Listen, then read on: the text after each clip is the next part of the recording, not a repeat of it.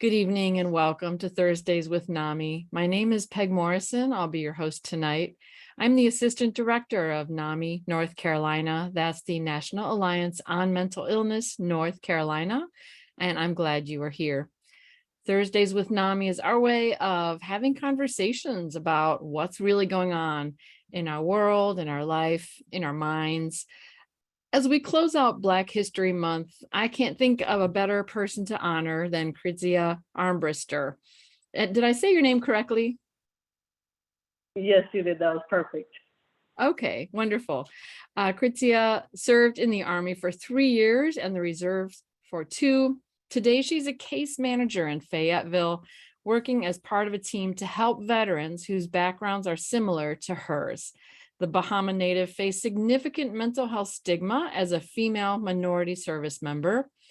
We know there are times when members of the military give their all and don't get the support they need in return. That's why we see those high rates of suicide, post-traumatic stress, even homelessness among veterans.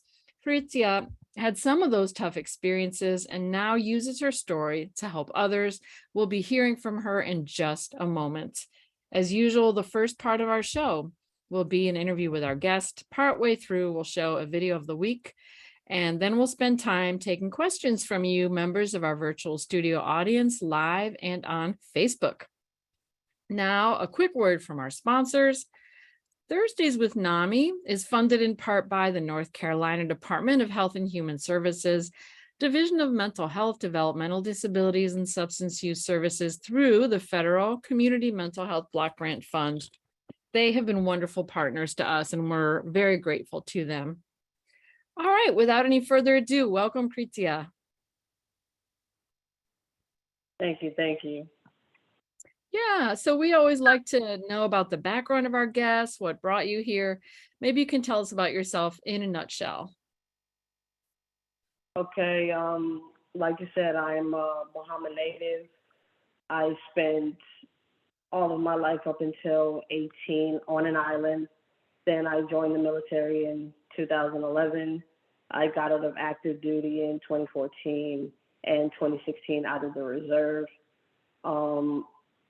I battled with not only mental health in terms of realizing later on that I had PTSD, MST, residual stuff from that. I also experienced homelessness during my time in college and out of college. I managed to graduate in 2020 and then landed where I'm at now at BSc, thankfully, not too long after that.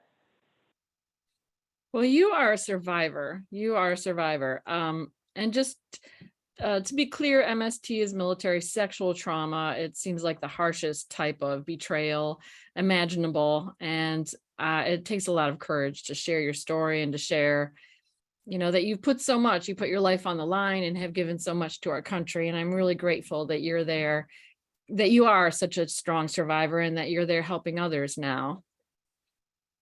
Yeah. So how would you describe your mental health before you joined the Army?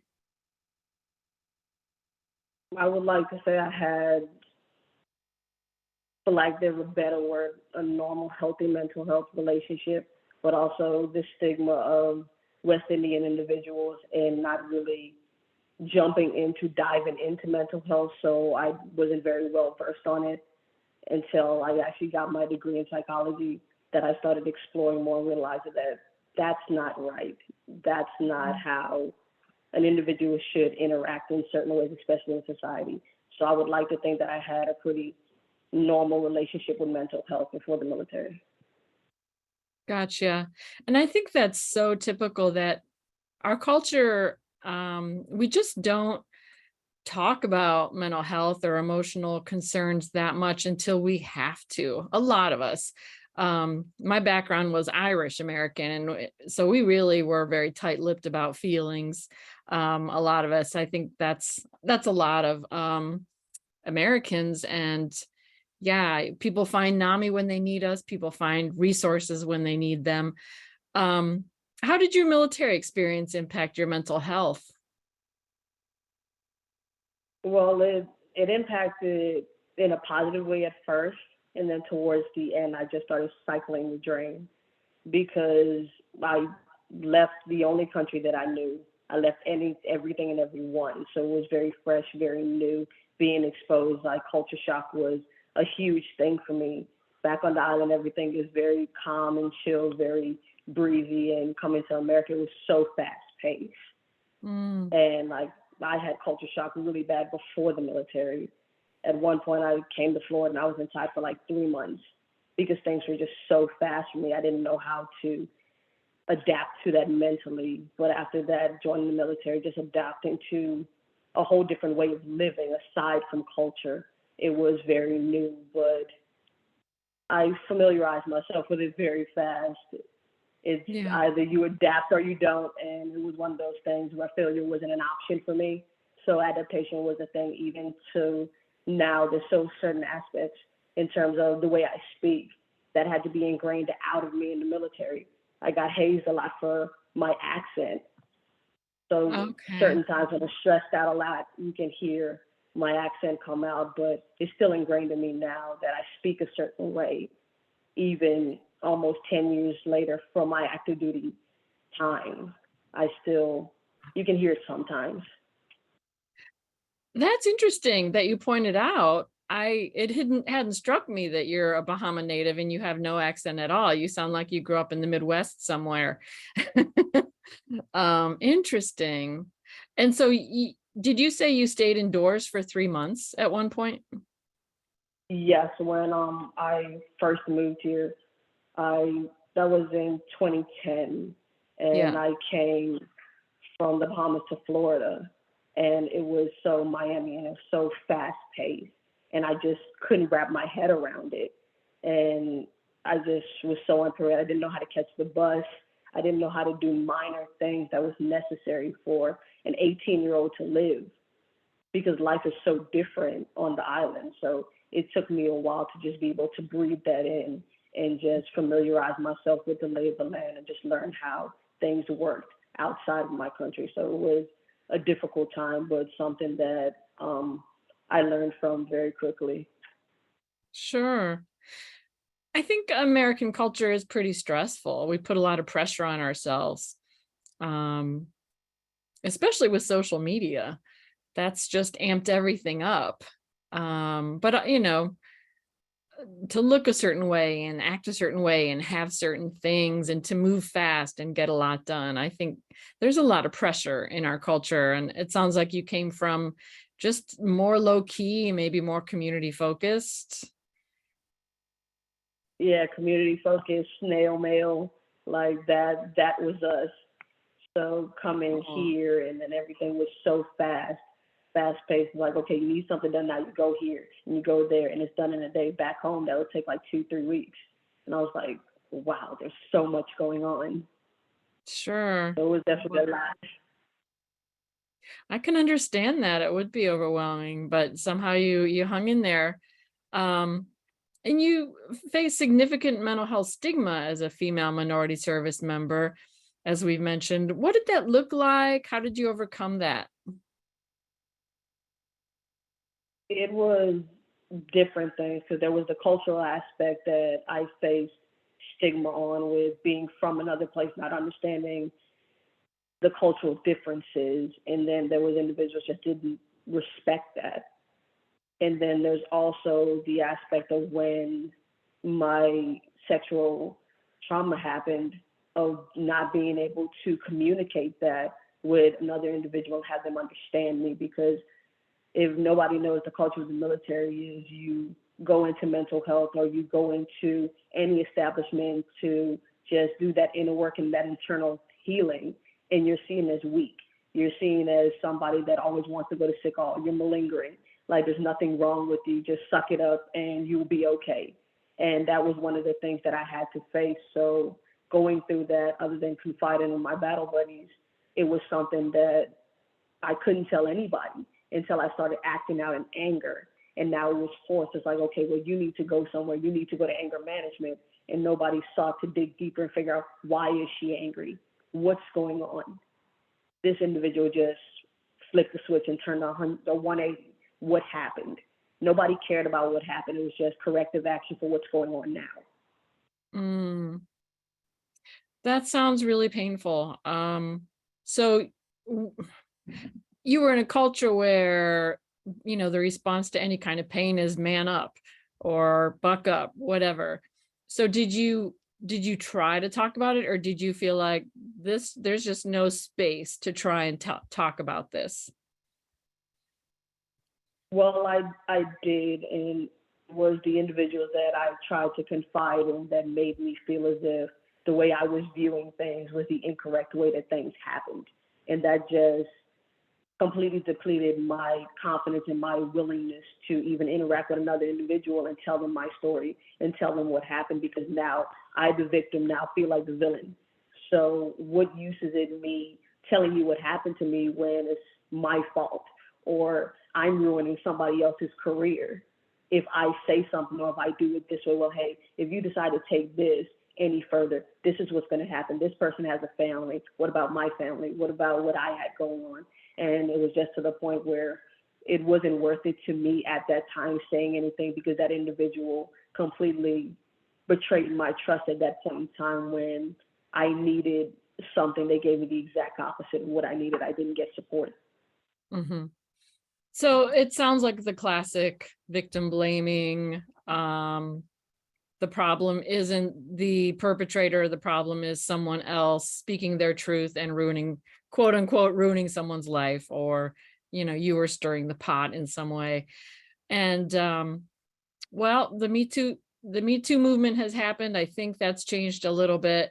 We always have a long ways to go, but um, yeah, you found help eventually. You found safe spaces eventually, and I'm sorry you didn't get it sooner. Um, yeah, so you had to tough it out for a while, it sounds like, in a very difficult situation. Yes, I did, but I was just able to confide in at least two of my battle buddies that have standed the test of time, and I consider them to be my family up to this day. It's been over a decade, and she's still somebody I call my sister.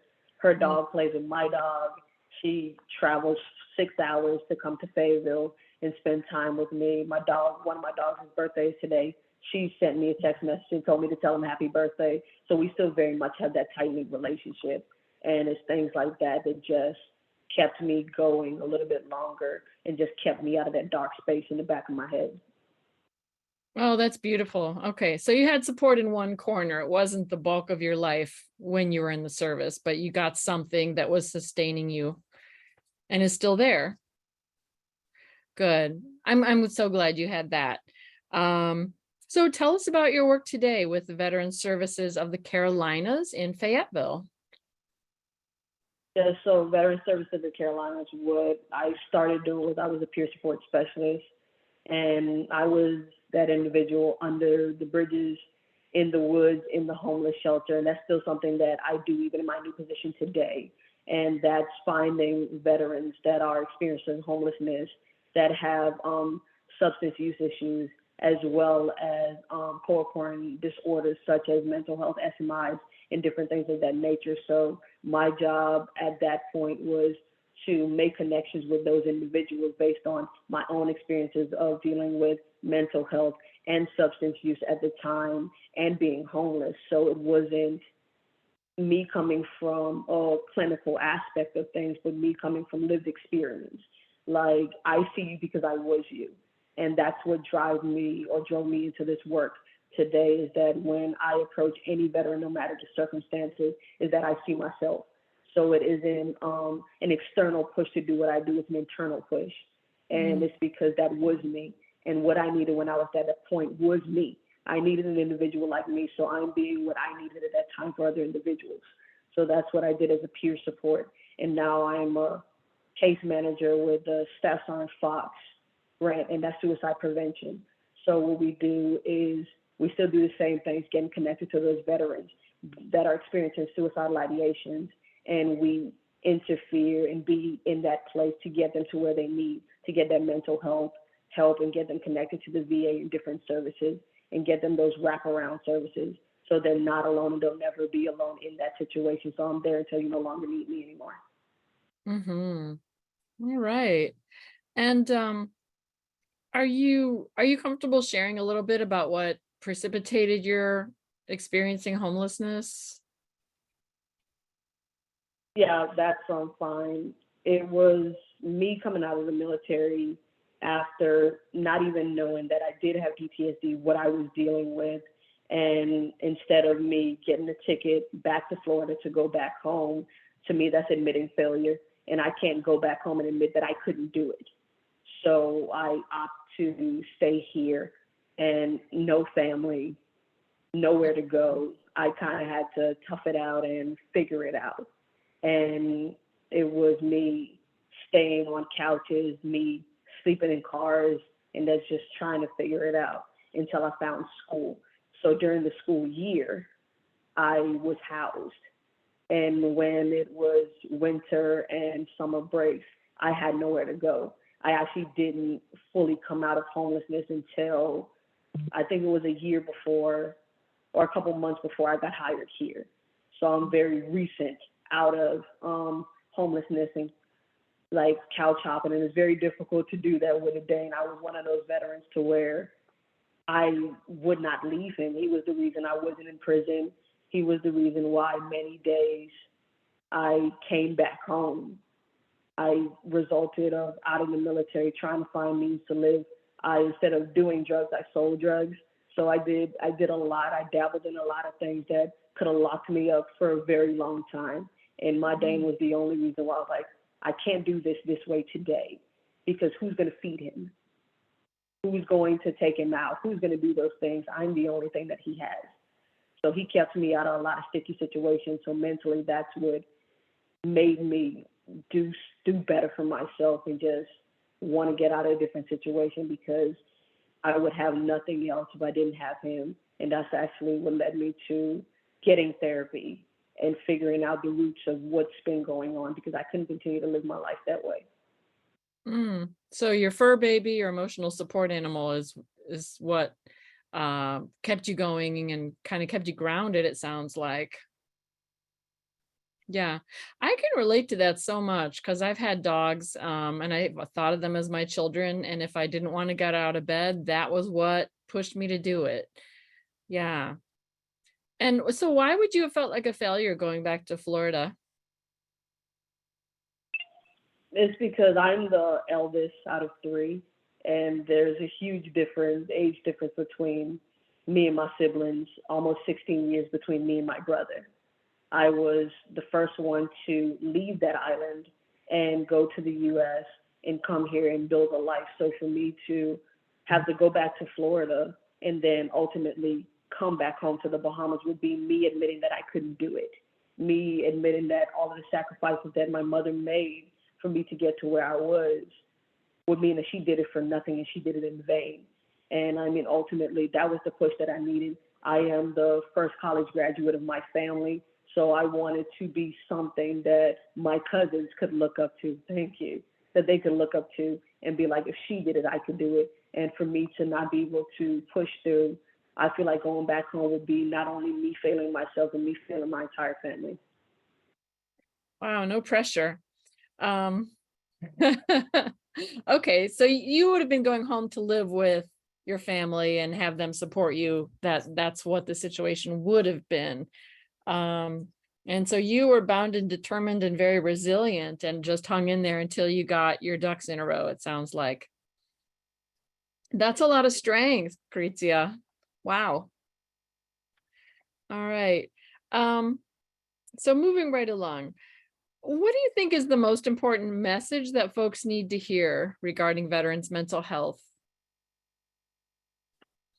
I think for me, the most important message that I can convey is that no one is alone. There's always somebody out there, even in organizations like ours at VSC, because if I knew about VSC, then I would have been a different version of me. But I'm definitely 150% grateful of the fires that I had to walk through, because now any individual that is struggling, they encounter this version of me. And I feel as if this version is the best version. So you're not alone. You don't have to fight alone. I know oftentimes that's what we do because that's the only way we know how to. but just know that there are other people out there that are more than willing to help, and it's okay to ask for help. Right, absolutely. And the things you're saying really ring true with me as someone who also has a mental health condition and trauma and substance use. So we're twins more or less. Um, um, but that we feel like we're alone when we're living in that dark space, but you come to NAMI, you come to your peer supporter, you come to Veteran Services of the Carolinas, and you realize there are other people who speak your language. There are other people walking that very difficult road. And it's amazing. It's such a breath of fresh air. You do have to find it and connect with it, or it has to find you. But yeah, we can find a way to be comfortable in our own skin again. And it's wonderful that you're the person who gives people that gift. Yeah. So what does self-care look like for you today? Today, now, it's more so of me trying not to 100% dive in and consume myself with work and take a step back and breathe, like do things for me, whether it's playing video games, going and playing tug with my dog, longboarding, playing the guitar, anything that brings me a moment of peace. Even if it's just sometimes just sitting in silence or numbly watching Netflix, like anything that just allows me to turn my brain off for a little bit and just sit down with me. So I've taken self-care a whole lot more seriously now, being at Veteran Services of the Carolinas, because it's ingrained in us. Like, how are you doing? I know you do everything for everybody else, but what are you doing for yourself? And that's one of the things that I absolutely love about my organization, is that I'm more than my role. I'm more than my title. If I'm not functioning at 100% capacity, there are people that actually care about that. Those are people that see, hey, they'll pick up the phone, you need to take a day. I've noticed that you're running off fumes, you need to sit down and you need to breathe. Go to the range, go play with your dog, go ride your motorcycle, anything, but not work today. So there's so many different outlooks that I've learned to use through just being at this job, and them teaching me what self-care looks like, and noticing when you're just getting at the end of that fuse. Mm-hmm. Yeah, at NAMI, North Carolina, we have that culture of self-care also. And our boss, executive director Gary Kreitz, is very good at telling us, please take some time off. I can see in your eyes that you're tired, that kind of thing. And it is helpful. We all need that nudge, and sometimes we need to nudge him back too. So we're all in it together, I guess. What advice do you have for others about managing day-to-day anxiety? That is something that I struggle with almost every day. So the best I can say is just take it one step at a time and breathe. People don't understand how important breathing is until you're in that moment and you forget how to. And it's okay to take a step back. Like, I am all too familiar with the panic attacks, that sweaty palms, heart racing, all of that is sometimes what I have to remind myself of, is like, hey, you're okay, breathe. Whatever it is that's happening right now can wait 5 minutes. You're going Right. to be okay, just breathe. So that's the most important thing I can say, because I battle with it every day.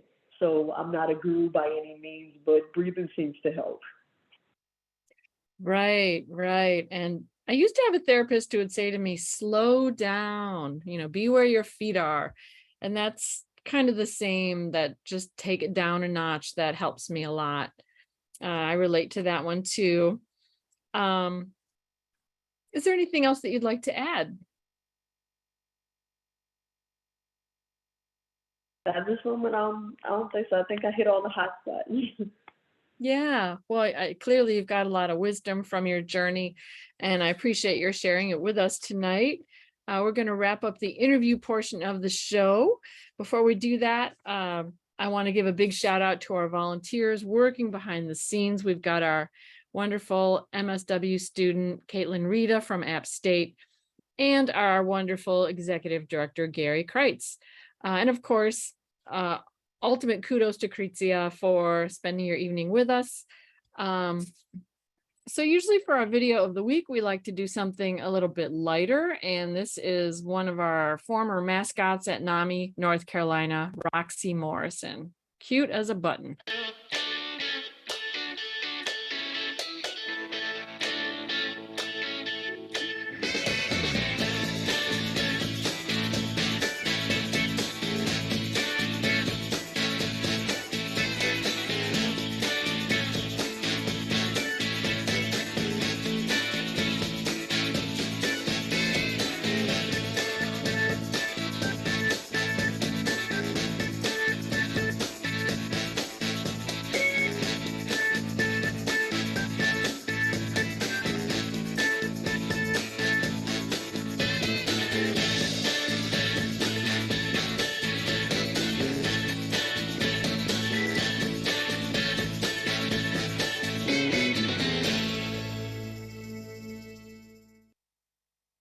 Aw, how can you not love a dog video? All right. Well, great. Now we're going to be taking questions, as many as come up from our folks here on Zoom and on Facebook Live. Just type it in the chat on Facebook and Gary will make sure that your question is delivered here to us. First one is from Gary. There's a long tradition of seeing the military as unified, no person left behind. But your story shows that it can be a place of trauma. How do we reconcile those two visions? I think the way to do that is by what I'm doing now and trying to get to those individuals while they're in a period of transition and just let them know that the resources that are out there, a huge part of me making a lot of the decisions that I made is because I didn't know what was available to me. I didn't know that VSC was a thing. Like, it took me working at the military outreach at my college to even know that I had accessibility to VA healthcare. Those were things that I didn't know. I didn't get enrolled in VA healthcare until 2019. I got on active duty in 2014. So it's so much that I didn't know. So hence why I advocate the way that I do, is because I didn't know. Nobody told me. They was like, hey, here's a resume. Here's how you dress for an interview. Here's people that are willing to hire you. You spend so much time teaching me how to be that soldier, how to be that Marine, that airman, like how to do these things, and didn't spend the adequate amount of time transitioning me back into a civilian. And that transition is where a lot of us get lost, is that you spend months teaching me how to be at the right place, the right time, and put on the right uniform. The real world isn't like that. So spreading the word and being able to have organizations like us come out there and connect with those individuals before they do part ways is so important, so that they do have that support and they don't feel alone and they don't know not what to do when they're now just grasping at straws. So I think that'll be a good way to just bridge that gap, to connect those two worlds for just a unified wrap around those individuals from start to finish. That's a great answer. So a lot of policy wisdom there. You know, we spend a lot of time shaping people who join the military. I've heard the word indoctrinating them. A veteran made that comment to me. So what about outplacement? What about support with transitioning back to the community? Because a lot of changes take place during service. Great suggestions. Another question, do you ever go back to the Bahamas? That is a great question, and yes, I do. I was just home September of last year. My little brother's about to graduate high school, and I'll be back home in June. Nice. I go back as often as I can. Yeah. Oh, I bet it's a wonderful, wonderful visit. Family and sunshine and the beautiful ocean. Question, what do you do for fun? I go to, now I'm like experimenting with going to like EDC festivals and different things like that. I'm trying to do concerts and try to get myself out there more as my anxiety will allow me to, just trying to push the envelopes and like just kind of do my own exposure therapy within my limits. So I'm going out there. I do a lot of things with my Dane. I kind of ride on my longboard with him. So it's kind of like Snow Dogs. I hold his leash and he pulls me, and it's really good. Now that it's getting warm, I'm trying to get into water sports. I dabble in snowboarding. So anything to get me out there and just to get me be present in that moment, anything's welcome. I'm willing to try anything. I'm not an adrenaline junkie, but I definitely won't turn it down. Oh, fun. So you got your Great Dane. And what is EDC, the music festival?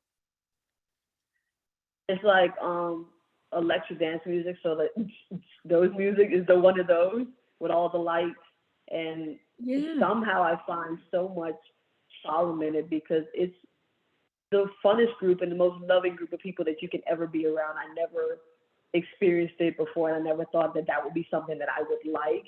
But they're really really sweet people, and it looks so intimidating with all the lights and the music. But I have it ringing in my ears already, so can't do any more harm. That's how I look at it. I love that. Well, anything that gets you moving dance wise, I think it's good for the body, mind, spirit. So the organization you work for, it's Veteran Services of the Carolinas. Do they partner with the VA in Fayetteville? So we have a lot of programs that are VA programs, like the Staff Sergeant Fox program. We have SSVF, which is our housing program. There's also a VA program. So we have a lot of VA programs that we offer to the community. So there is work that is done between Veteran Services of the Carolinas and the VA, but it is important to make that distinction that we aren't the VA, because a lot of veterans aren't too happy with the VA. So that's one of my huge things. Like when I say that, like, I'm not the VA.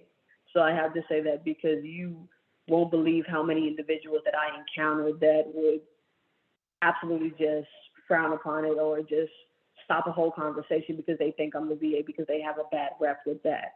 But we do work in coalition with them, and we do have a lot of programs that the VA offer that we do put out in the community to our veterans in need.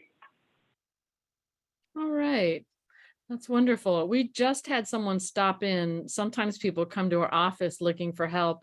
And it was the woman whose husband was an Army veteran with PTSD, and he didn't want to see the VA. He lives in the Raleigh area and was looking for services. Yeah, I wish there was an equivalent here in Raleigh that I could have referred them to. But yeah, a lot of need out there. Yeah, VSC is in the entirety of North Carolina. So those referrals, like, yes, so you can get in contact with either one of me or Benji, or even on the VSC website, we have a toll number to our call center, and that is 24 hours. Somebody will answer the phone or any need that a veteran could have. You call that number, and our SURS team will get that veteran to whatever resources that they need. We have a whole team that does the research based on the area in North Carolina that veteran is, and get them the help within that community. So we have research people that do the research work and vet the community partners that we do have in those communities. So the entirety of North Carolina VSC services. Perfect. That is really good to know. And our helpline manager, in fairness, probably also knows that. And they probably have called, but I will make sure that connection is made. All right. Another question. Do you counsel military spouses or work with them?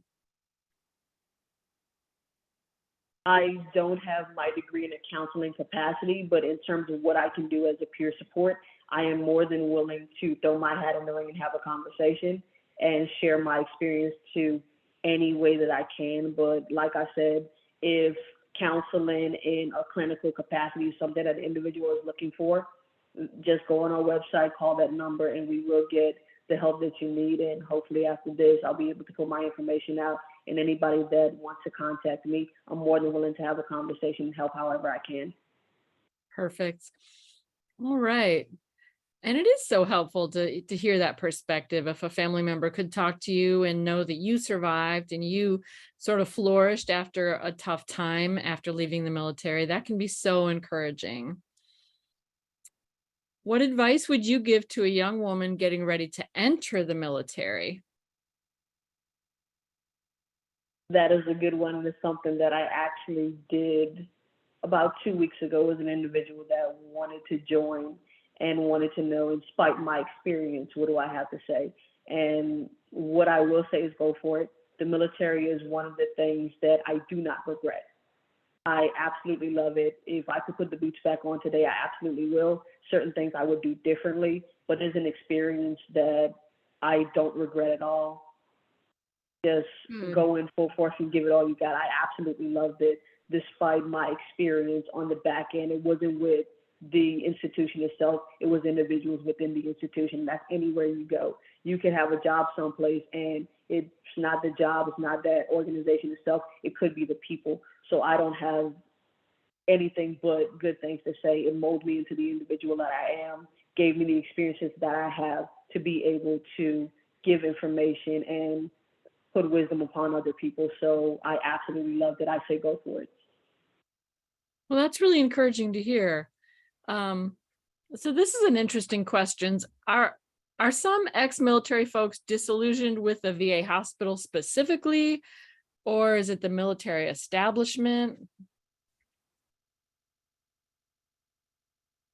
I think it's a mixture of both, because what I was told when I was active duty about the VA, the wait times and different things of that nature, I had such a negative connotation behind the VA when I got out that I didn't want to associate with them at all. But my experience with going through and actually enrolling in the VA was quite pleasant in terms of me being able to get appointments, or what I was hearing about long wait times, people in the emergency room for forever. It wasn't something that I directly experienced. Not to discredit those individuals at all, but it wasn't my experience with the VA. So I think it's a bit of horror stories here and horror stories there, and then you just have to find your truth in the middle of it all. That's always a fair approach, right? And I know we're putting more investment in mental health in the military and in general, so that's got to have some good effect, right? I sure hope so.